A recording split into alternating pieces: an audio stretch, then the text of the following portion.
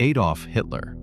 Berlin, April 30th, 1945. Soviet tanks are a few blocks from Hitler's bunker. He knows the war is lost. That morning, he gives his staff cyanide pills, just in case, then has a short wedding breakfast with Eva Braun, who is now his wife. Around 3 p.m., the couple says quick goodbyes, walks into a side room, and shuts the door. What happens next is simple and grim. Eva bites her cyanide pill. Hitler does the same and shoots himself in the head with a small pistol. Two close aides, Heinz Linge and Otto Gunsche, hear the shot and rush in. They wrap both bodies in blankets, carry them up the bunker stairs, lay them in a shallow bomb crater, splash gasoline, and set them on fire. Shells are dropping nearby, so the burn is quick and messy. 2 days later, Soviet soldiers reach the spot. They dig up what is left: part of a skull, a jaw with bridgework, and some metal crowns. Stalin keeps the find secret. In Moscow, Hitler's dentist and assistant matched the jaw to old x-rays. Early proof that the body is real. Fast forward to 2018. French scientists get a look at the same teeth, still in a Russian archive. The bridgework lines up perfectly with wartime scans, and chemical damage on the false teeth matches cyanide. Together, the skull wound and the poison marks confirm the story. No secret escape, no hidden U-boat ride. Hitler ended his life inside the bunker, and burned remains plus dental records lock the case shut, no matter how many myths try to pry it open. Benito Mussolini. Italy pushed Mussolini out of office in July 1943 and put him in jail, but German paratroopers broke him out and set him up as a puppet ruler in the tiny Republic of Salo in northern Italy. By spring 1945, Allied troops and Italian partisans were closing in fast. On 27 April, Mussolini, his girlfriend Clara Petacci, and a convoy of followers tried to sneak into Switzerland, hoping to catch a flight to Franco-run Spain. They wore German coats to blend in, but near Lake Como, a group of communist partisans stopped the column and spotted the former dictator hiding in a truck. Orders said high-profile prisoners should be handed to the Allies, but the partisans wanted their own justice. The next afternoon, 28 April 1945, a partisan leader calling himself Colonnello Valerio, widely believed to be Walter Aldicio, lined Mussolini and Petacci against a stone wall in the village of Giulino di Mazagra and shot them with a submachine gun. No trial, no speeches, just a quick firing burst that ended 23 years of fascist rule. On 29 April, the bodies, plus other captured fascists, were hauled south to Milan's Piazzale Loreto, a place where Mussolini's regime had once displayed partisan corpses. The crowd got its revenge, kicking, spitting, and throwing stones before hoisting the bodies upside down from a gas station roof truss. Photos flashed worldwide, sending a clear message that fascism in Italy was finished. Mussolini tried to run, but local fighters caught him, ended it on the spot, and put his body on public view. His fall shows what happens when a regime crumbles and street justice moves faster than any courtroom. Joseph Stalin. Moscow, night of March 1st, 1953. Stalin is 74 and still feared by everyone around him. After watching a movie at his country house, the Kuntsevo Dacha, he jokes with top aides, waves them off, and goes to bed. Hours later, guards hear a loud thud, but do nothing. No one wants to be the one who woke the boss. By noon the next day, they finally peek in. Stalin is on the carpet, eyes open, clothes soaked in urine. He has had a massive stroke. Panic follows. The guards call senior officials, who argue for more hours before a doctor is allowed through the door. Stalin had just accused doctors of plotting against him, so most top physicians are in jail. When help arrives late on March 2nd, his right side is paralyzed, and he can barely speak. Treatment is limited to leeches on his neck and ice packs, old-school remedies at best. For 3 days, officials whisper in the hall while Stalin lies in bed gasping. Beria, his secret police chief, tells colleagues the tiger is finished, but gives no orders to speed up care. At 9:50 p.m. on March 5th, Stalin's heart stops. An autopsy lists cerebral hemorrhage as the cause. State radio announces the news the next day, and millions of citizens pour into Moscow for the funeral. A crowd crush kills over 100 mourners. Stalin ruled by fear so completely that when he collapsed, that same fear froze his staff. The man who sent thousands to early graves ended up waiting days for someone brave enough to enter his room. Mao Zedong. By the mid-1970s, China's great helmsman looked anything but strong. Mao was 82, a chain smoker, and showed signs of Parkinson-like shakes. Doctors kept his real condition secret, but inside the leadership compound, everyone knew he'd had at least 2 small heart attacks that year. Late on the night of September 5th, 1976, Mao suffered a huge new attack. His breathing was ragged, and his pulse crashed. Medical teams tried oxygen, chest massage, even ice packs, old remedies he trusted. But the damage was too wide. High-ranking officials took turns at his bedside, waiting for news while arguing about who would leave next. Doctors kept Mao alive with machines for 3 days. Just after midnight, 12:10 a.m. on September 9th, his heart stopped for good. Hours later, state radio announced, "The great leader and teacher, Chairman Mao, has passed away." The message added an 8-day mourning period and asked every factory whistle and village loudspeaker to sound off in grief.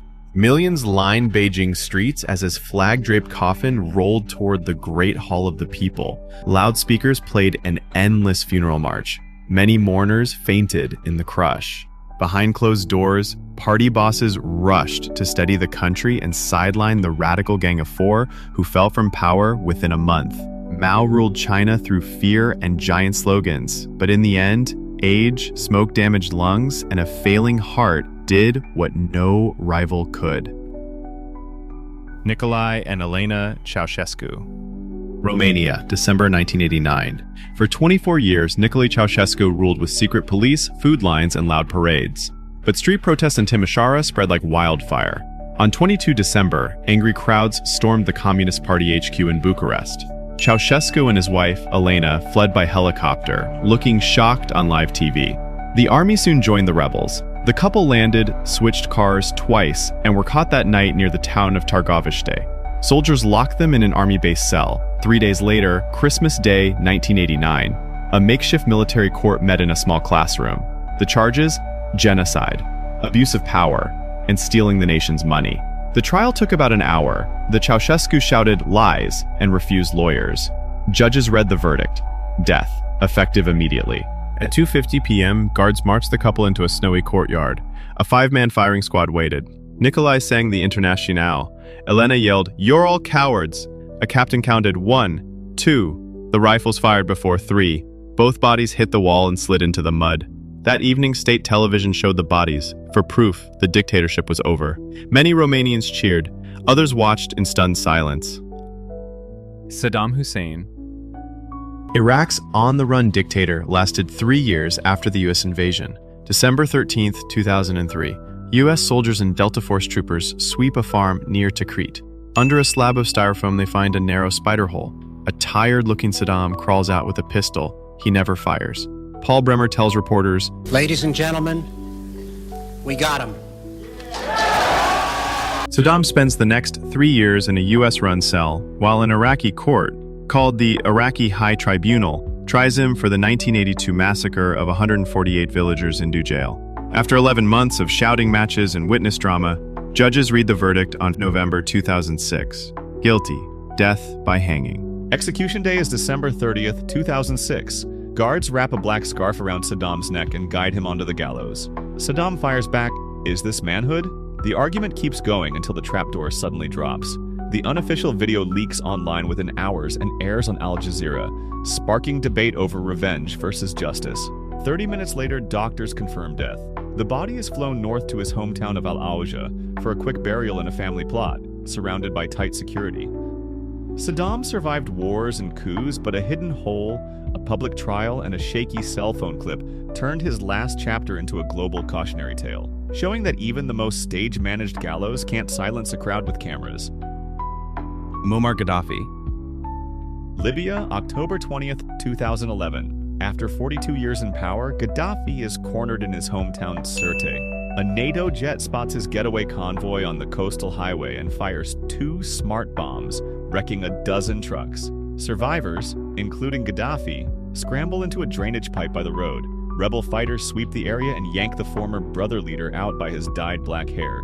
Someone shouts, "Don't shoot!" Phones are already rolling. The video that follows is chaos, blows, boots, and blood.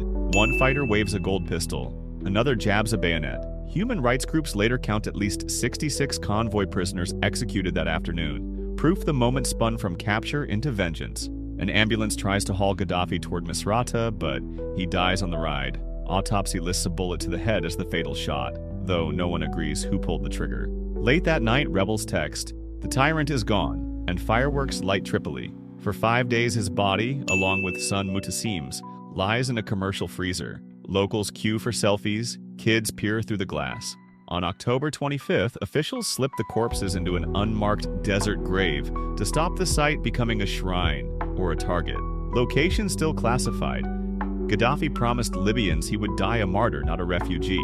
In the end, he got neither a courtroom nor a grand last speech, just a drain pipe, a grainy phone clip, and a secret patch of sand no one can visit. No one. Pol Pot.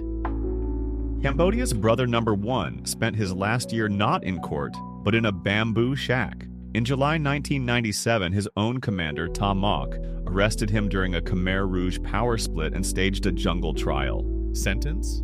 Lifetime house arrest in the rebel village of An Long Veng.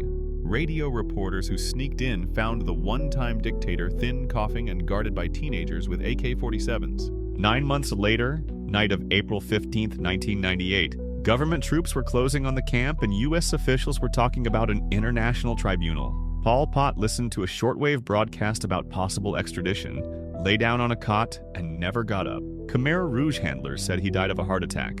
An American journalist allowed to view the body saw purple blotches, but no obvious bullet wound. The corpse was cremated the next day on a hastily built pyre of tires and logs. Curious villagers snapped photos before the fire burned down. A year later, a Thai forensics memo leaked, claiming he'd swallowed a lethal mix of drugs to avoid capture, fueling talk of suicide. No autopsy was ever done, and the ashes were scattered, so the exact cause remains shaky. Either way, Pol Pot escaped courtroom justice. While other Khmer Rouge leaders later faced UN trials, the man behind Cambodia's killing fields exited in silence, under guard by his own mutinous soldiers, and vanished in smoke over the Thai border jungle. Sometimes a dictator's last act isn't a dramatic showdown, but a quiet collapse. And a funeral so rushed that history is left arguing over what really ended his life. Thank you so much for watching this video. Be sure to comment which story you thought was the darkest. If you want to see more videos similar to this one, make sure to subscribe and follow the channel.